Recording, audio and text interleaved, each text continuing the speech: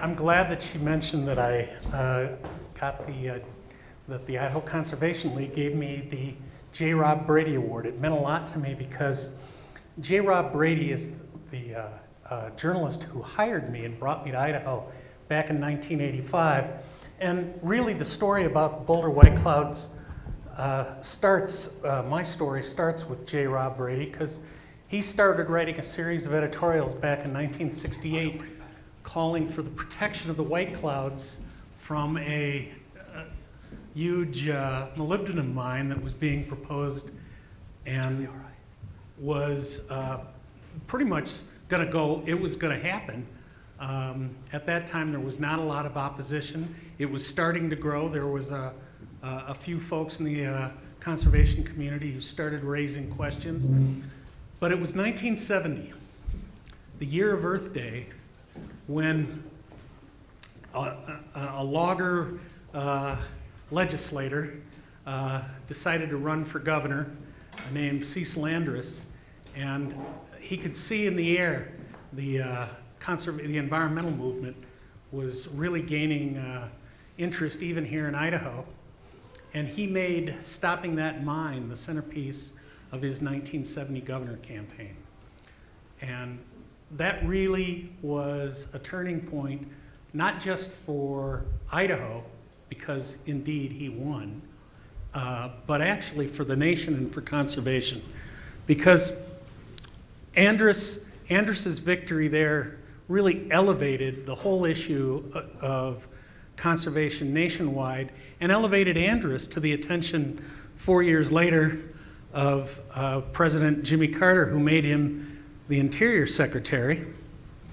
And then, while Interior Secretary, he recommended to Andrus that he use a law called the Antiquities Act to protect 100 million acres of Alaska as a way to try to resolve a long brewing Alaska lands dispute.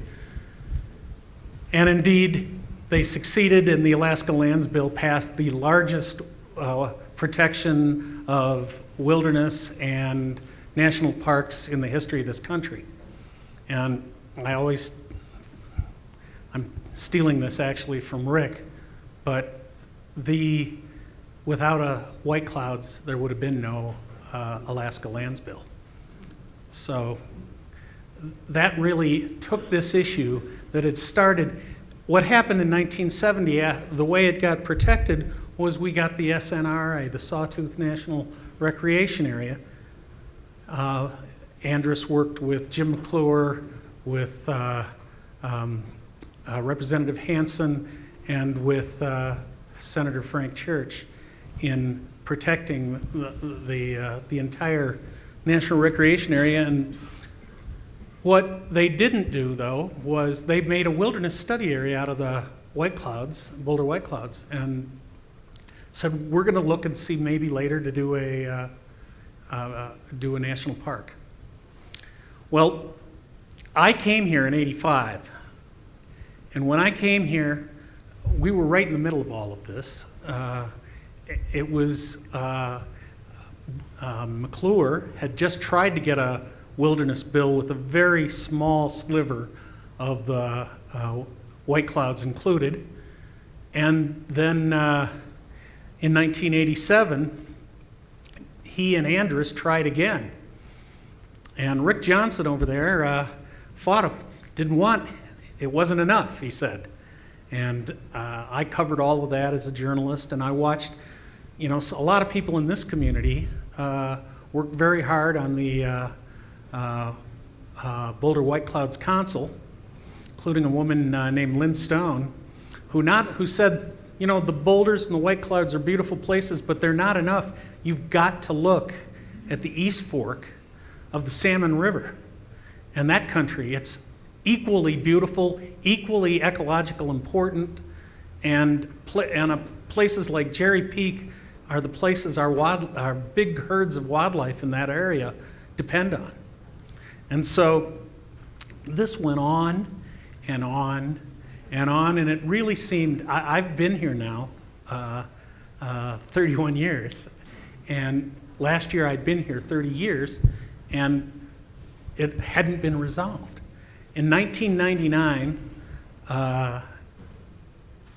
Congressman Simpson, had just gotten elected, a Republican, and he came to Wild, Idaho, the Idaho Conservation League's annual meeting up in Stanley, up at Redfish Lake. And I'm going to hand it off to Rick Johnson from there, because it was the meeting of those two men that really changed it. Thanks, Rocky. First off, I just want to thank Amy, the Institute, everybody involved for the invitation to speak here, and is part of the, sort of near the end here to... It's all right. Okay, I'm in the light. Sometimes prefer to be in the shadows. But anyway, I just want to thank Amy and the Institute for this incredible gathering. And if there's anything that defines resilience, it's you folks for 3 days sitting through these chairs, this room, when it's so beautiful outside. You're in one of the most beautiful places in the United States or in the world, and that you spend it in here learning about these incredibly inspiring things that are going on all around us. It is very difficult to follow, for instance, the last panel. But at the same time, this place in its own right speaks for itself. The Boulder White Clouds. I used to introduce this topic as the largest unprotected area in the lower 48 states, and I caught myself not long ago saying that because that's not true anymore. It's been protected.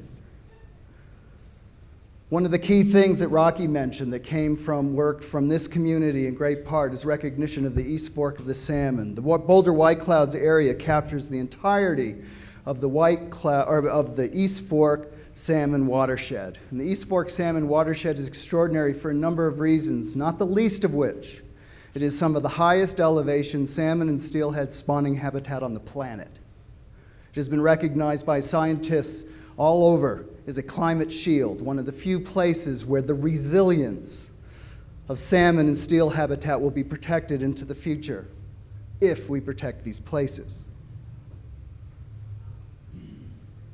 One of the things that is very rare, I could talk about Congress and I could talk about people being cynical about Congress, and it often gets a laugh line.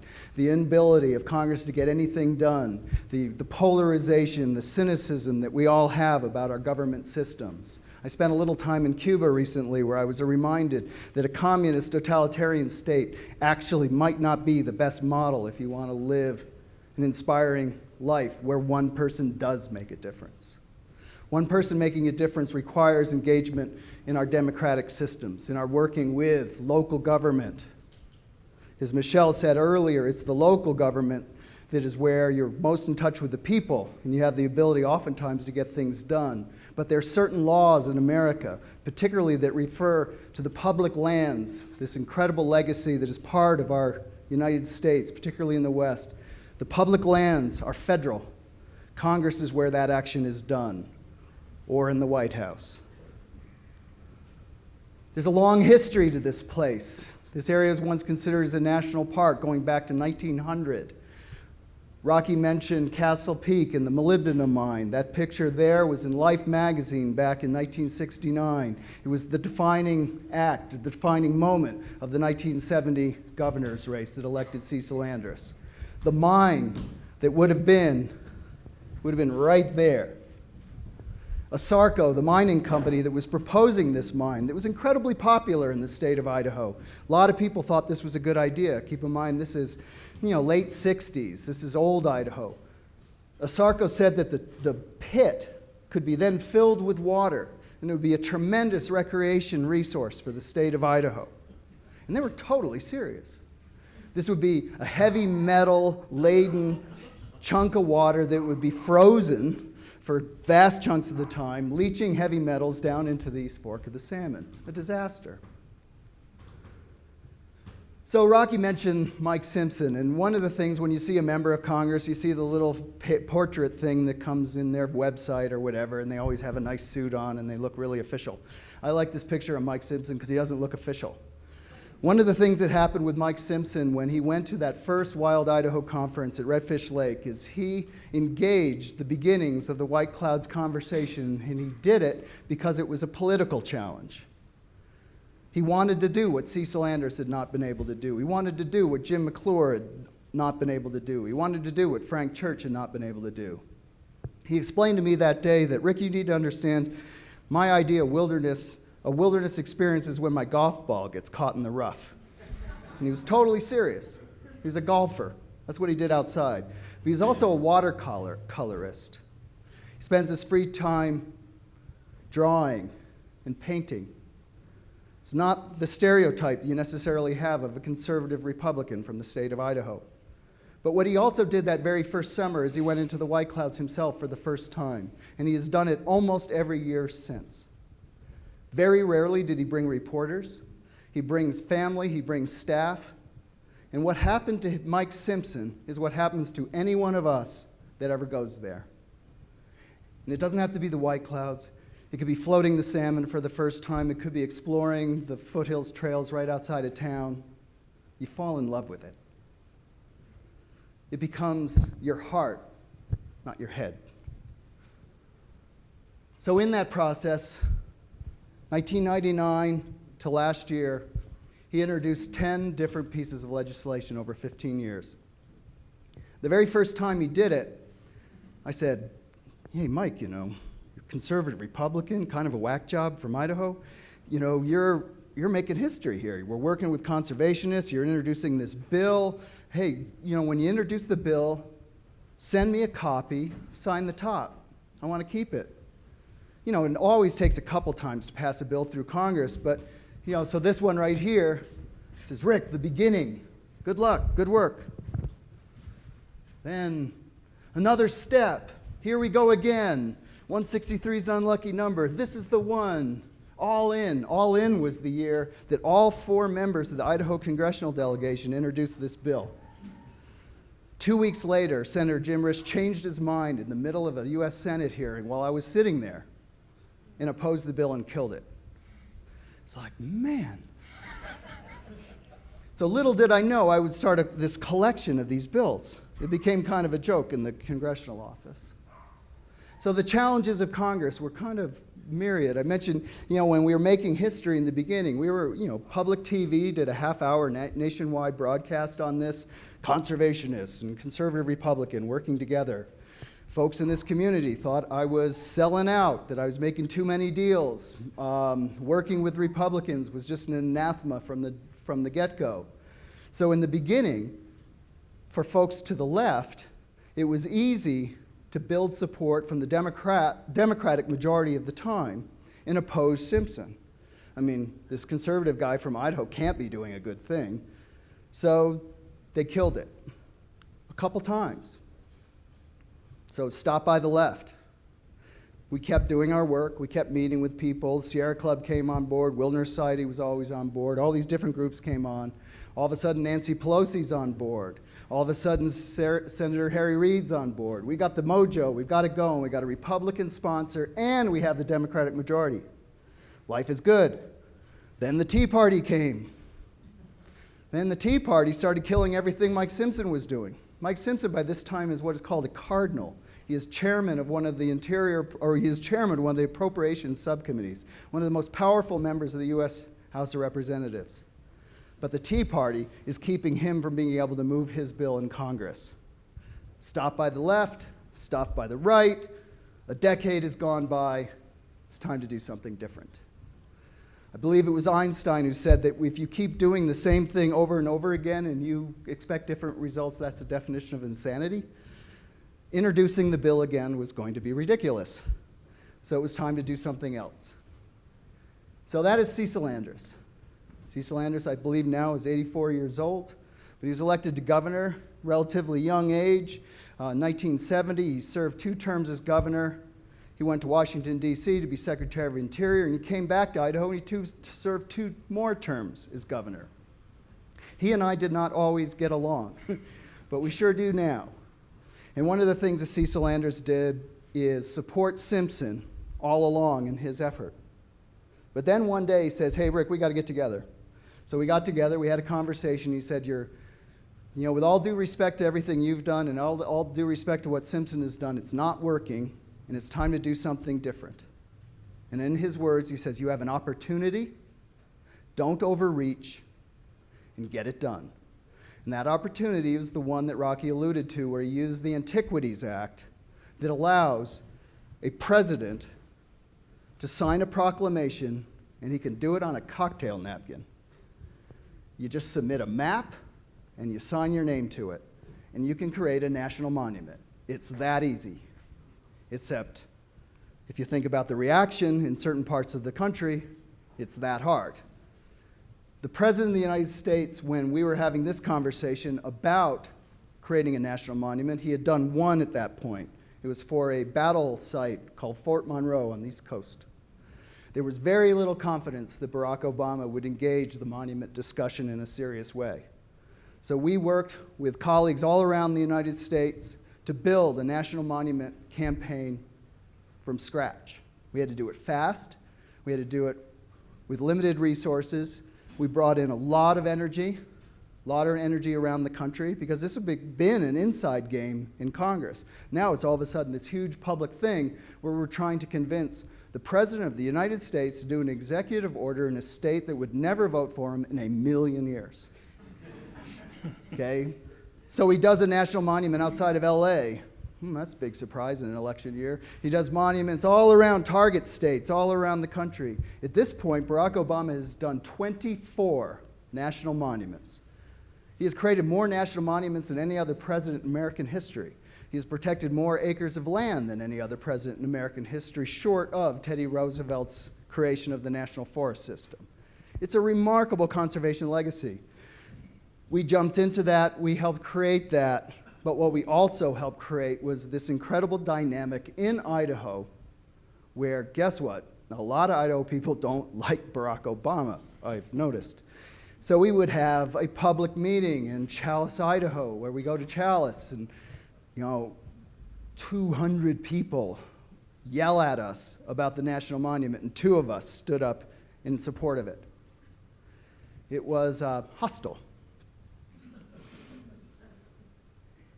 Right about the same time we're moving the national monument conversation, Mike Simpson, September of 2014.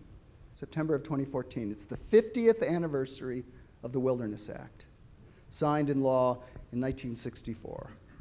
And when there's a big dinner in Washington, D.C., and all the enviro groups are there, we've sponsored a table, and I'm thinking, I should get Mike Simpson to come to this dinner.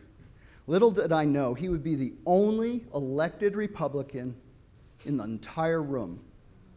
There are probably 500-600 people in that room. He's the only elected Republican with whatever feature you want to ascribe to him, with the courage to go to this environmental thing and celebrate the Wilderness Act.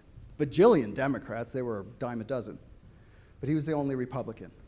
One of the things that I wanted to do at that meeting is I wanted to connect him with the keynote speaker. The keynote speaker was John Podesta. He is currently chairman of Hillary's campaign. He was chief of staff for Bill Clinton, and he had been, at that time, the lead advisor for Barack Obama on executive actions.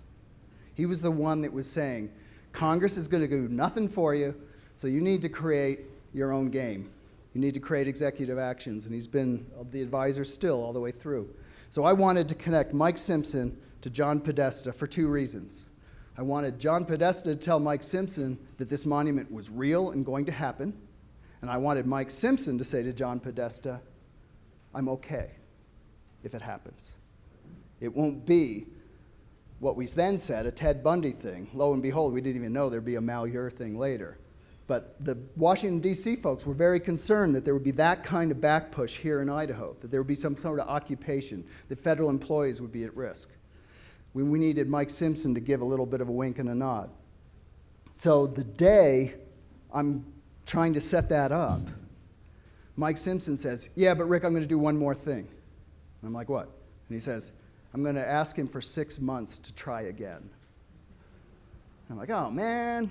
Not really, it's not going to pass Congress. And he goes, yeah, but I got to try again.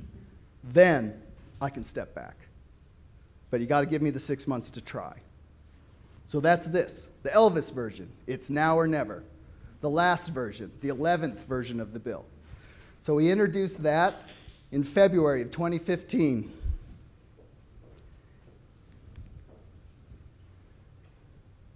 Right before he did that was the State of the Union in January, where Barack Obama spoke, and the very next day flew to Idaho.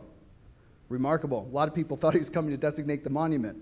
A lot of people thought I was having private meetings with the president. I did lunge across a rope line and say, "Mr. President, Boulder White Clouds." And he laughed because he'd heard it so many times that day, and everybody's wearing stickers and everything. My wife's standing next to me, and she goes, "Boulder White Clouds, please." And the president looks at me and points to her and goes, "Yeah, I like that. Please." And that was in Rocky's story, actually. But a lot of stuff started coming together in 2015. The president comes to Idaho. Simpson introduces the bill. We have a hearing in May, and in July, the bill passes out of committee and then moves to the House and passes on a Thursday with no opposition. You think about all the times it had been stopped by the left, all the times it had been stopped by the right. It passes on suspension with no opposition in the House. Then it goes over to the Senate side. It was going to be then moved on what's called held at the desk, and then it was just going to be an affirmation vote. Or basically, it's if no senator opposes, it becomes law. It goes up. All these senators are walking around with their little Blackberries or phones or whatever they're using these days, but they all stare at these things. They were the original stare at the device. Capitol Hill is where this all happens. But they're all looking at their device. It was dropped on 2 o'clock, 3 o'clock, no opposition, 3:30, no opposition, 3:45, no opposition. They're going to call it at 5. 4 o'clock, a senator opposes. Ted Cruz. Ted, adjective Cruz. So Ted Cruz opposes. This guy's never even been to Idaho. So he opposes this bill. He doesn't even know what it is. He just knows it's an environmental thing, and he doesn't like it. Well, it turns out it's a Republican environmental thing. So anyway, Jim Risch says, "I'll take care of Ted Cruz," but we all head out for the weekend. Congress, people don't work too hard, so weekends are long.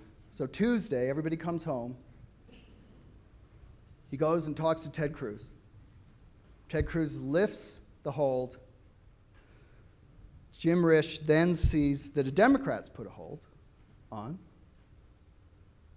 Harry Reid fixed that. Remember, Harry Reid used to be a professional boxer. Harry Reid can fix a lot of things with Democrats. So he fixed that. The moment that Harry Reid fixed the Democrat, Jim Risch was speaking on the floor of the U.S. Senate. All of a sudden, someone hands him a note. It says, "The hold's been lifted." And Mr. Risch says, "I yield my time." It had become law.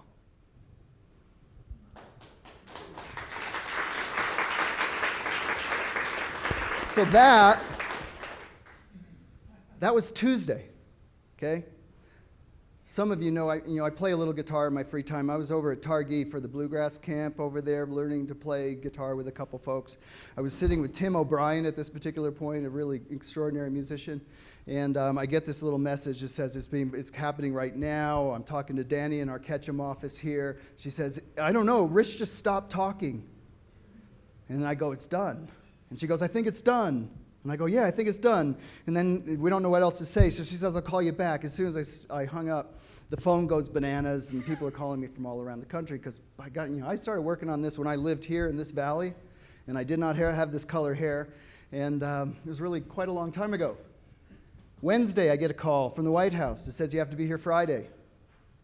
The bill just passed on Tuesday. So I leave the Targhee Bluegrass Camp, drive 6 hours back home through the dark, wash my hair, trim my beard, fly across the country, and at 10 o'clock in the morning, we walk into the White House. And, I got to say, man, when you're walking in, and right where that edge of the stage is, you're standing there in line. Sally Jewell had put us in the order that we were going to walk in. The door opens, and it's the President of the United States saying, "Why don't you all come in here?" It's like, whoa. And you step in, and he greets you by name. I'm like, whoa. The only staff person in the room is this guy with a little squiggly thing coming out of his ear that would have tasered me or crushed me if I'd done anything except smile and shake the guy's hand. But it's, there's Mike Simpson, Craig Yerke with the Wilderness Society. President goes, here's how it's going to roll. You know, this jobs report just came out today. I'm going to talk about the jobs. He's basically saying the press corps is going to come in. Jobs report's going to come out. Or jobs report just came out. It's good. I'm going to talk about that. Then I'm going to talk about Mike's bill. Then I'm going to sign it. Then I'm going to talk about Mike's fire bill. You good with that? Simpson and I look at each other. He goes, no, I think they ought to move that schedule around. It's like, yeah, we're good with it. As soon as we say we're good with it, the press corps comes in. It all happens.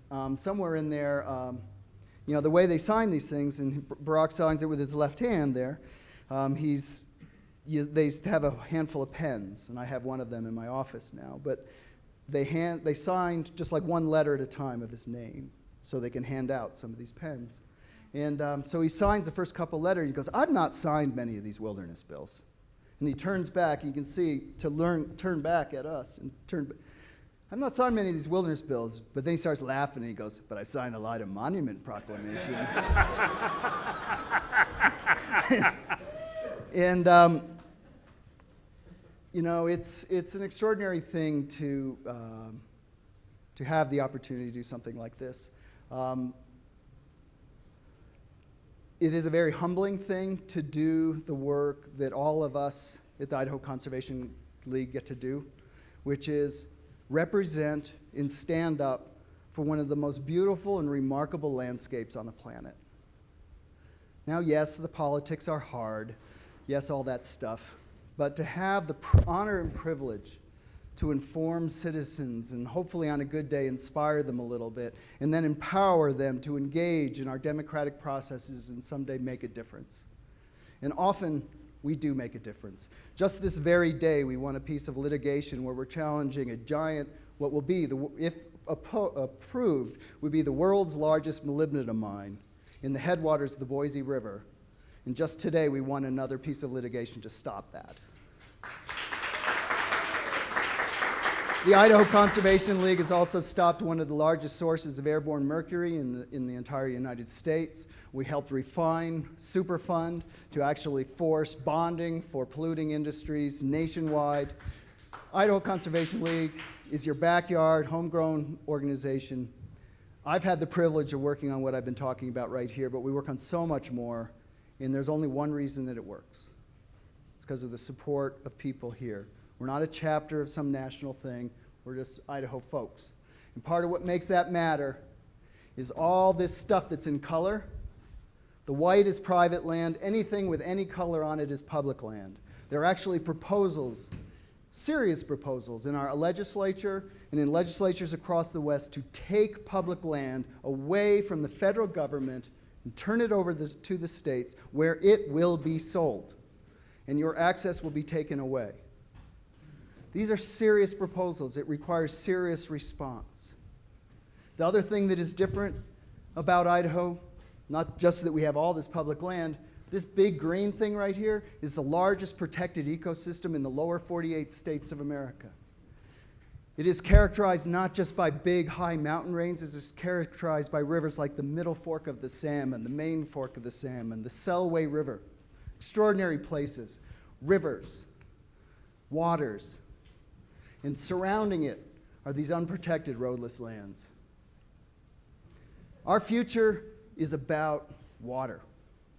One of the things you've heard over and over again is that the future of this state, future of this planet, we're going to have less water and we're going to have more people. There's going to be a clash of values. But one of the things we do in Idaho is we bridge those chasms. It's hard. Sometimes it requires a push. Sometimes it requires lawyers. Sometimes it means you're being a little bit uncomfortable to other people. As a friend of mine once said, environmentalists are hell to live with, but we make good ancestors. This valley has been at the forefront of some of that for generations. You should be proud of the accomplishments you have, but we have lots of work ahead. It is fantastically inspiring to hear some of what I've heard here over the last few days. It is very powerful. what the Institute has done in bringing something in under the word resilience. And that's what it's about. It's resilience, and that resilience means getting out there and working on this stuff every day. It means waking up not beaten down. It means waking up, as I do, suffering from hope. Is being an irrepressible optimist. You can't do conservation work for as long as I have. I've been running ICL for 22 years. You can't do this work for this long or think you're going to pass a wilderness bill for the state of Idaho for this long and not have some measure of optimism. For in the end, that's who we work for. It's not for us, it's not for you. It's for the kids, it's for their kids. And thanks for having me.